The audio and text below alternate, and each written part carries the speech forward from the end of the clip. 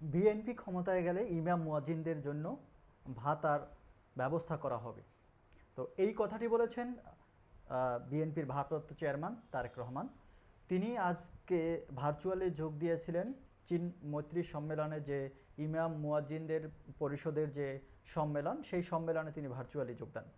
সেই ভার্চুয়ালি তিনি যোগ দিয়ে বলেন যে সমাজের পরিবর্তনে বা সংস্কারে যে ইমাম মুয়াজ্জিনদের যে অবদান, সেটি অনস্বীকার্য এবং তাদের প্রয়োজন রয়েছে। এজন্য ইমাম মুয়াজ্জিনদের যে ভাতার ব্যবস্থা করবেন এবং তাদের যে নিয়োগ প্রক্রিয়াগুলো, সেগুলো কমিটির উপর নির্ভরশীল। তিনি মনে করেন এটা কমিটির উপরে থাকা উচিত নয়। তো এই বিষয়ে আর কত ধরনের ভালো ভালো যে কর্মকাণ্ড রয়েছে ইমাম মুয়াজ্জিনদের উন্নয়নের জন্য, সেগুলো ব্যাপারে তিনি জনগণের আর ইমাম মুয়াজ্জিনদের পরামর্শ চেয়েছেন। তো আজকে ভার্চুয়ালি এই সম্মেলনে তারেক রহমান যোগ দেন এবং সেখানে তিনি ইমাম মুয়াজ্জিনদের যেই সমাবেশ, যেখানে সব রাজনৈতিক দলের নেতৃবৃন্দও ছিলেন এবং ইমাম মুয়াজ্জিনরা ছিলেন দেশের, তাদের এই সমাবেশে তিনি এই কথাটি পুনর্ব্যক্ত করেন এবং তিনি বলেন যে আগামীতে বিএনপি রাষ্ট্র ক্ষমতায় গেলে ইমাম মুয়াজ্জিনদের জন্য ভাতার ব্যবস্থা করবেন।